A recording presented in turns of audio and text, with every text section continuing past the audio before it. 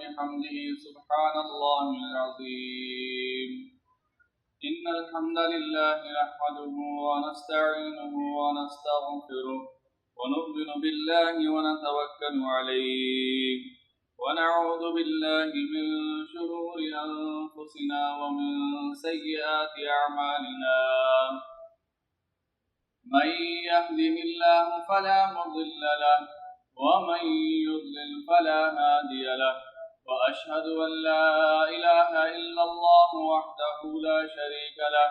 وأن محمدا عبده ورسوله. أما بعد فإن خير الحديث كتاب الله وخير الهدي هدي محمد وشر الأمور محدثاتها وكل محدثة بدعة وكل بدعة ضلالة وكل ضلالة في النار. اللهم صل على محمد وعلى آل محمد كما صليت على إبراهيم وعلى آل إبراهيم إنك حميد مجيد. اللهم بارك على محمد وعلى آل محمد كما باركت على إبراهيم وعلى آل إبراهيم إنك حميد مجيد. أعوذ بالله السميع العليم من الشيطان الرجيم من همزه ونفخه ونفثه. كان الناس أمة واحدة فبعث الله النبيين مبشرين ومنذرين وأنزل معهم الكتاب بالحق ليحكم بين الناس فيما اختلفوا فيه.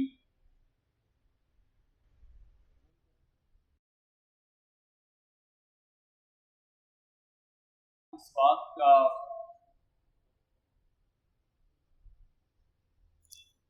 اس کی زندگی اس بات کی متقاضی ہے کہ وہ اجتماعی نظم کے اندر زندگی گزارے، اور یہی وجہ ہے کہ اسے زندگی کے ہر موڑ پر اپنے کسی دوسرے ساتھی کی ضرورت پڑتی ہے۔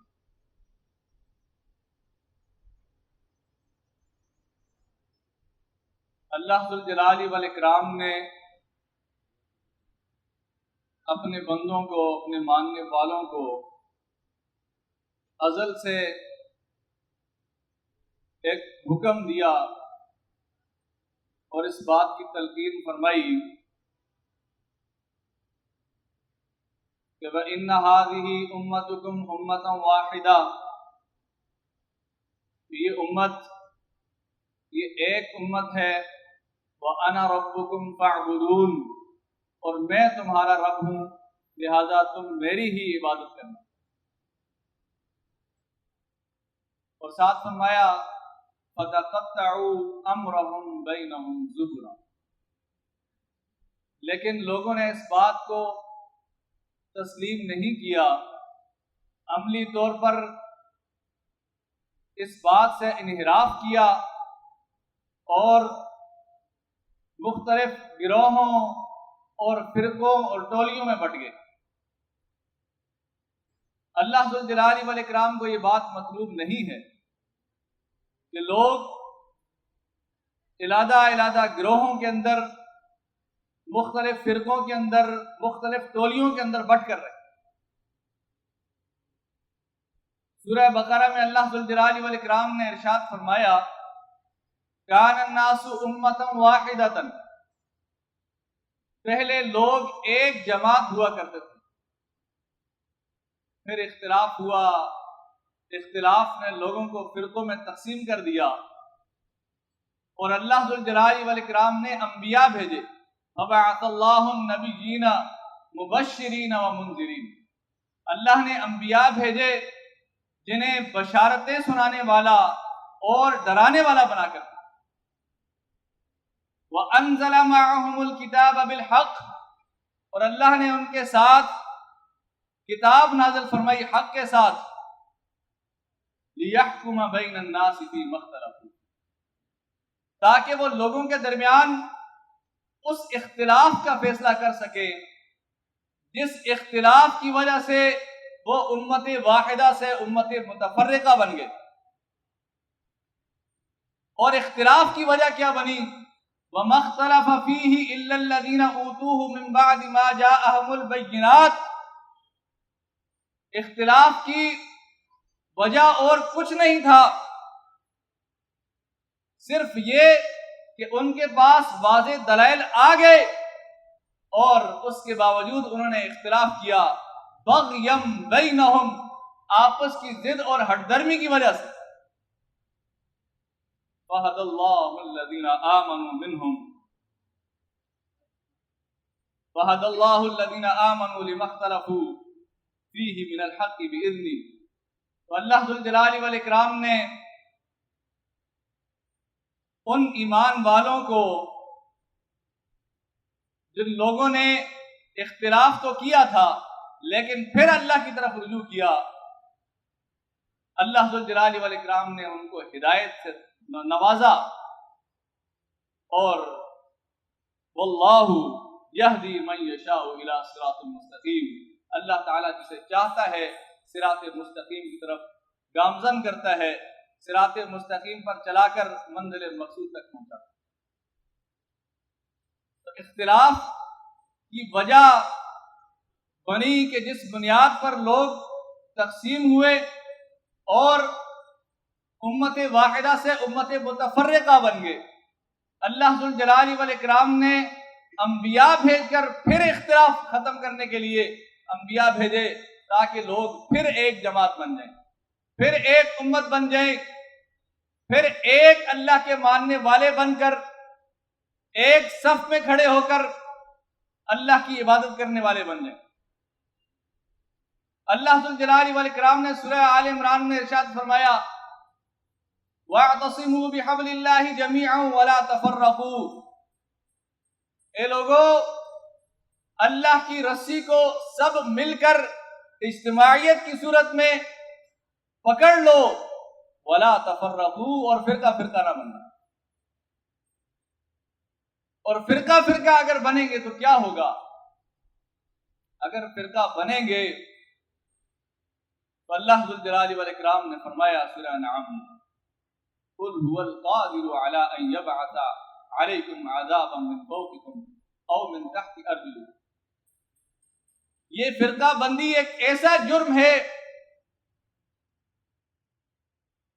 کہ جسے اللہ ذو الجلال والاکرام نے عذابات میں گنوایا اور کہا کہ اللہ اس بات پر قادر ہے کہ وہ تمہارے اوپر سے تم پر کوئی عذاب نازل کر دے، او من تحت ارجلکم، یا تمہارے پیروں کے نیچے سے تم پر عذاب نازل فرمائے، او یلبسکم شیعا، یا اللہ ذو الجلال والاکرام تمہیں گروہوں میں تقسیم کر دے، تمہیں فرقوں میں بٹا دے، وَيُذِيقَ بَعْضَكُمْ بَأْسَ بَعْضٍ، اور پھر اپنے عذاب کا مزہ چکھائے تمہاری آپسی لڑائی کی وجہ کے ذریعے سے۔ تو یہ آپسی لڑائی کی وجہ بنتی ہے اختلاف، اور اختلاف کے اندر جب ضد اور ہٹ درمی آ جائے تو وہ افتراق کا سبب بنتی ہے، اور یہ افتراق جماعت کی اجتماعیت کے نقصان کی بنیاد ہے کہ جہاں سے اجتماعیت فرقوں میں تقسیم ہوتی ہے۔ یہی وجہ ہے محمد الرسول اللہ صلی اللہ علیہ وسلم کی زبانی ہمیں کئی احادیث ملتی ہیں کہ جن میں اس بات کو باور کرایا اللہ کے رسول صلی اللہ علیہ وسلم نے کہ ایک ایمان والے کے لیے کسی قدر جائز نہیں کہ وہ اجتماعیت کو چھوڑ کر علیحدگی کی زندگی گزارے،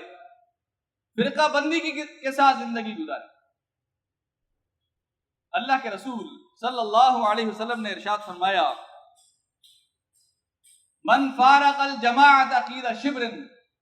ترمذی میں صحیح سند کے ساتھ، کہ جو شخص الجماع کو ایک بالش بھر چھوڑ دے، ایک بالش بھر اس سے دوری اختیار کر لے، فقد خلع ربقۃ الاسلام من عنقہ، گویا اس نے اپنے گلے سے اسلام کا پٹا اتار پھینکا۔ اگر یہ کوئی معمولی چیز ہوتی، اگر یہ کوئی ایسی چیز ہوتی جو اہمیت کی حامل نہ ہوتی، تو کیا اللہ کے نبی صلی اللہ علیہ وسلم ایسے الفاظ اپنی زبان اقدس سے بیان کرتے؟ ہرگز نہیں۔ اللہ کے نبی صلی اللہ علیہ وسلم نے یہ بیان کر کے یہ باور کرا دیا کہ اگر اسلام پر عمل کرنا چاہتے ہو، اگر اسلام کی اجتماعی زندگی کو استوار کر اپنے اوپر لاگو کرنا چاہتے ہو، تو تمہیں جماعت کے ساتھ رہنا ہوگا۔ اگر ایک بالش بھر بھی دور ہو گئے تو گویا تم نے اپنے اوپر سے، اپنے گلے سے اسلام کا پٹا اتار دیا۔ صحیح مسلم میں ارشاد فرمایا، من خرج من الطاعت، کہ جو شخص امیر کی اطاعت سے نکل گیا اور جماعت سے بالش بھر دور ہوا، فماتا، اور اسی حال میں مر گیا، مات میتۃ جاہلیہ، ایسے شخص کی موت جاہلیت کی موت ہے۔ اور جاہلیت کو ہم سے بہتر، صحابہ کرام رضی اللہ عنہم سے بہتر کون سمجھا سکتا؟ اور خود محمد الرسول اللہ صلی اللہ علیہ وسلم ایک مقام پر فرمائیں کہ یہ جاہلیت کی موت ہے،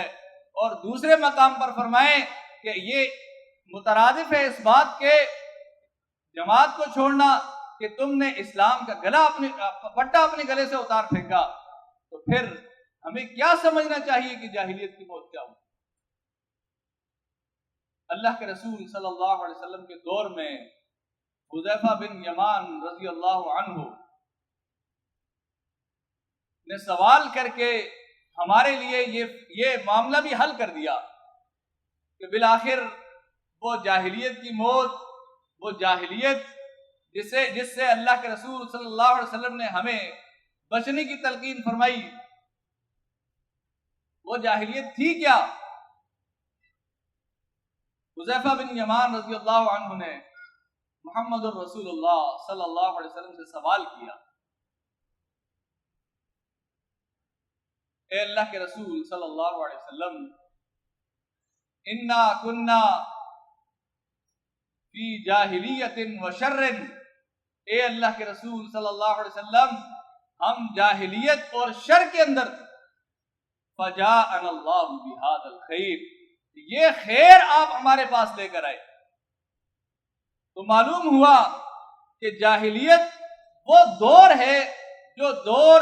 اللہ کے رسول محمد صلی اللہ علیہ وسلم کے بعثت سے پہلے کا دور تھا، جس دور میں بھائی بھائی کا دشمن تھا، جس دور میں لوگ ایک دوسرے کے خون کے پیاسے تھے، جسے اللہ ذوالجلال والاکرام نے خود فرمایا وَكُنْتُمْ عَلَى شَفَا حُفْرَةٍ مِّنَ النَّارِ، کہ تم جہنم کے کنارے پر کھڑے تھے، اللہ نے تمہیں وہاں سے بچایا۔ اور حالت کیا تھی؟ حالت یہ تھی کہ وَاذْكُرُوا نِعْمَةَ اللَّهِ عَلَيْكُمْ إِذْ كُنْتُمْ أَعْدَاءً، تم ایک دوسرے کے دشمن تھے، اللہ نے تم پر اپنی نعمت کی اور تمہیں ایک دوسرے کا بھائی بنا دیا۔ یہ حال تھا اس دور کا جس دور کو محمد الرسول اللہ صلی اللہ علیہ وسلم کے سامنے حذیفہ بن یمان رضی اللہ عنہ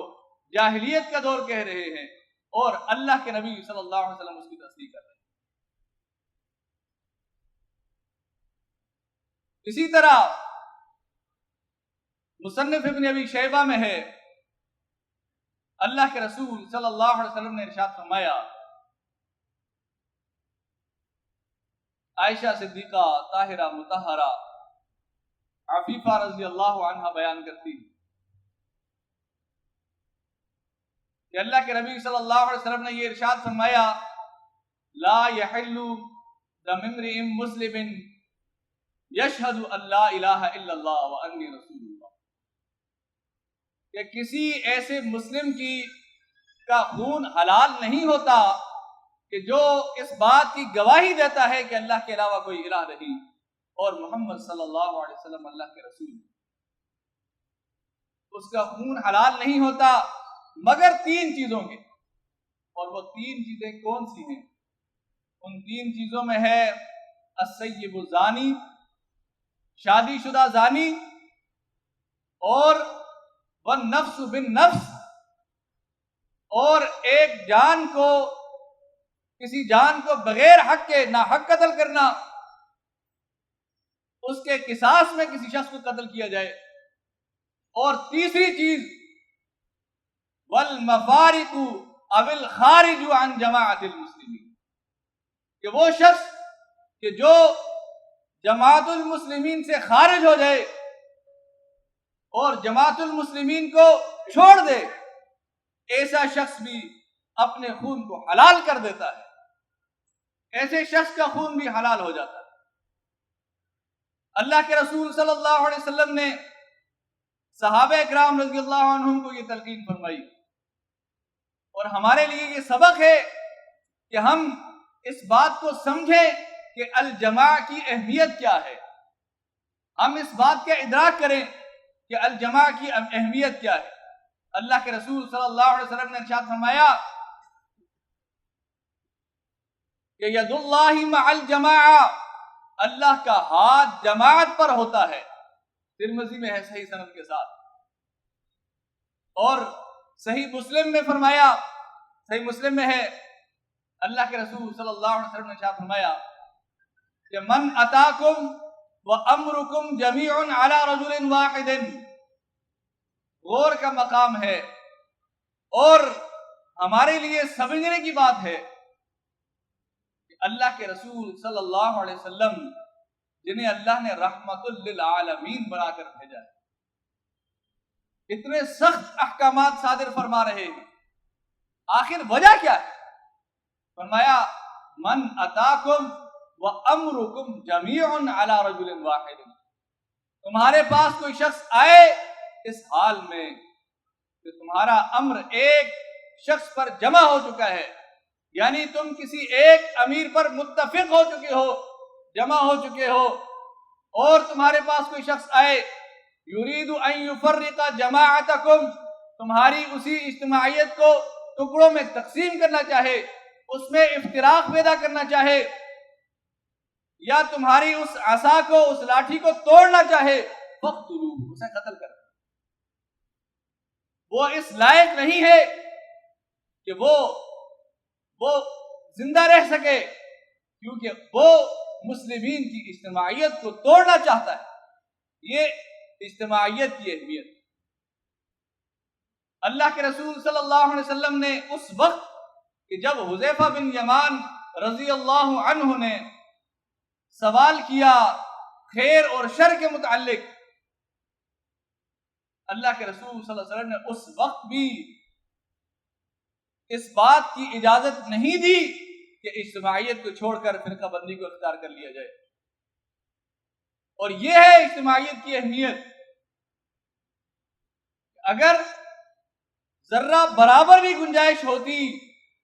کہ اجتماعیت کو چھوڑ کر افتراق کو تسلیم کر لیا جائے تو حذیفہ بن یمان رضی اللہ عنہ کو اجازت مل جاتی کہ آپ اگر جماعت المسلمین موجود نہیں ہے، اگر اجتماعیت موجود نہیں ہے، تو کسی بھی فرقے کو جو حق کے زیادہ قریب ہے، جو اسلام کے زیادہ قریب ہے، یا جو سنتوں کا زیادہ پابند ہے، اس کو اپنا لینا۔ ایسا نہیں کہا، بلکہ فرمایا لوگ ایسے ہوں گے دعات علی ابواب جہنم، جہنم کے کنارے پر کھڑے ہوں گے، اپنی طرف بلا رہے ہوں گے، من اجابہم الیہا قذفوہ فیہا، جو ان کی پکار کا جواب دے گا اسے جہنم میں دھکیل دیں گے۔ صحیح بخاری صحیح مسلم کی حدیث، جو ان کی پکار کا جواب دے گا وہ اسے جہنم میں دھکیل دیں گے۔ وہ لوگ کون ہیں؟ وہ وہی فرقہ پرست لوگ ہیں، وہی فرقہ بندی والے لوگ جو اجتماعیت کو چھوڑ کر فرقوں میں تقسیم ہوں گے۔ اللہ کے رسول صلی اللہ علیہ وسلم سے حذیفہ بن یمان رضی اللہ عنہ نے پھر سوال کیا، صرف ہم لنا یا رسول اللہ، کہ اللہ کے رسول صلی اللہ علیہ وسلم مجھے ان کی کوئی عادات، کچھ خصائل، کچھ نشانیاں بتا دیں جن کے ذریعے میں انہیں پہچان لوں کہ یہ وہ لوگ، ان سے مجھے بچنا ہے، ان سے دور رہنا ہے، اگر ان کے ساتھ شامل ہوں گا تو جہنم میں داخل ہو جاؤں گا۔ فرمایا ہم من جلدتنا وَيَتَكَلَّمُونَ بِأَلْسِنَتِنَا، وہ کوئی اور لوگ نہیں ہوں گے، ہماری طرح کے لوگ ہوں گے، ظاہری حلیہ ہماری جیسا ہوگا، ظاہری چال ڈھال ہماری جیسی ہوگی۔ وَيَتَكَلَّمُونَ بِأَلْسِنَتِنَا، وہی زبان بولیں گے جو ہم بولتے ہیں، وہی کلام پڑھیں گے جو ہم پڑھتے ہیں، وہی احادیث پڑھیں گے جو ہم پڑھتے ہیں، لیکن کھڑے جہنم کے دروازے پر ہیں۔ پہچان کیا ہوگی؟ پہچان اس کے بعد پتہ چل جاتی ہے۔ اللہ کے رسول صلی اللہ علیہ وسلم سے پھر پوچھا حذیفہ بن یمان رضی اللہ عنہ نے، فما تأمرنی ان ادرکنی ذلک، اے اللہ کے رسول صلی اللہ علیہ وسلم مجھے ایسا موقع مل جائے، ایسا دور مل جائے تو میں کیا کروں؟ فرمایا تلزم جماعت المسلمین و امامہم، جماعت المسلمین اور اس کے امام سے وابستہ ہو جانا، جماعت المسلمین اور اس کے امام کو لازم پکڑنا، اس سے وابستگی، اس سے لزوم اختیار کر لینا۔ ان کے سوالات اللہ تعالیٰ ان کو اپنی رحمتوں کی آغوش میں لے لے، انہیں جنت الفردوس کا اعلیٰ مقام عطا فرمائے۔ ان کے سوالات، ان کا بار بار استفسار کرنا آج ہمارے لیے حق کی پہچان بنا ہے۔ انہوں نے پھر سوال کیا، فَإِن لَّمْ يَكُن لَّهُمْ جَمَاعَةٌ وَلَا إِمَامٌ، اے اللہ کے نبی صلی اللہ علیہ وسلم جماعت بھی نہ ہو، امام بھی نہ ہو، پھر کیا کروں؟ تو اللہ کے رسول صلی اللہ علیہ وسلم نے یہ ان سے نہیں کہا کہ اے حذیفہ ایسا تو کبھی ممکن ہی نہیں کہ جماعت نہ ہو، جماعت کا امام موجود نہ ہو، ایسا تو ممکن نہیں۔ اللہ کے رسول صلی اللہ علیہ وسلم نے یہ فرمایا فَاعْتَزِلْ تِلْكَ الْفِرَقَ كُلَّهَا، ممکن ہے ایسا بھی ہو، جماعت نہ ہو، امام موجود نہ ہو، ایسی صورت میں تمام فرقوں سے علیحدہ ہو جانا، یہ پہچان ہے جماعت کی، اور یہ اہمیت ہے کہ ہر صورت میں جماعت کو لازم پکڑنا، جماعت نہ ملے تمام فرقوں سے علیحدہ رہنا، وَلَوْ أَن تَعَضَّ بِأَصْلِ شَجَرَةٍ، یہاں تک کہ آپ کا اوپر زمین اس قدر تنگ ہو جائے، دنیا اس قدر تنگ ہو جائے، درختوں کی جڑیں چبا کر زندگی گزارنا پڑ جائے، درختوں کی جڑیں چبا کر زندگی بسر کرنا قبول کر لینا، لیکن فرقوں میں شامل نہ ہونا، اجتماعیت کو نہ چھوڑنا، حتیٰ یدرکک الموت، اور تمہیں اسی حال میں موت آ جائے۔ اللہ کے رسول صلی اللہ علیہ وسلم نے اس طرح اہمیت کو اجاگر کیا ہمارے لیے کہ ہم جماعت المسلمین کے ساتھ، اجتماعی زندگی کے ساتھ وابستہ رہ کر اپنی زندگی کو گزاریں، کیونکہ انسان کے لیے کسی صورت یہ ممکن ہی نہیں ہے کہ وہ بغیر کسی اجتماعی زندگی کے زندگی بسر کر سکے، اور سب سے بہترین اجتماعیت وہ اجتماعیت ہے جو محمد الرسول اللہ صلی اللہ علیہ وسلم نے عطا کی۔ جس اجتماعیت کو محمد الرسول اللہ صلی اللہ علیہ وسلم نے قائم کیا، اور جو اجتماعیت محمد الرسول اللہ صلی اللہ علیہ وسلم کی دی گئی ہدایات کی روشنی میں چلتی، اگر ہم ایسی اجتماعیت کو ترک کر دیں تو پھر ہمیں یہ سمجھ لینا چاہیے کہ ہمارے پاس نجات کا کوئی راستہ باقی نہیں، کیونکہ اللہ ذو الجلال والاکرام نے ہدایت بھی ایسے ہی لوگوں کو دی ہے جو امت واحدہ بن کر رہتے ہیں۔ اور امت واحدہ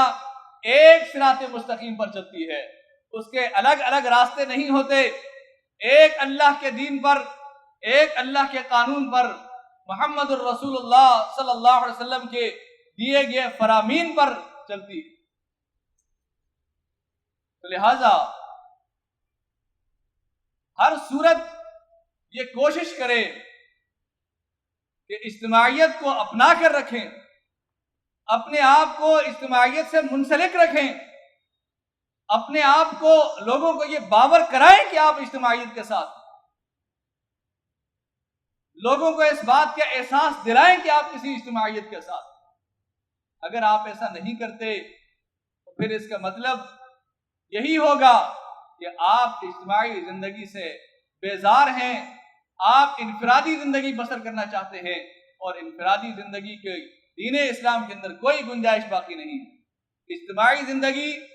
کے علاوہ کسی بھی زندگی کی، فرقہ بندی کی زندگی کی بھی اور انفرادی زندگی کی بھی کوئی گنجائش نہیں۔ ہر صورت اجتماعیت کے ساتھ رہنا ہر مسلم کے لیے ضروری ہے۔ اللہ تعالیٰ سے دعا ہے اللہ تعالیٰ ہمیں مرتے دم تک اجتماعیت کے پر قائم رہنے کی توفیق عطا فرمائے، مرتے دم تک جماعت المسلمین کے ساتھ وابستہ رہنے کی توفیق عطا فرمائے۔ وأقول قولي هذا أستغفر الله لي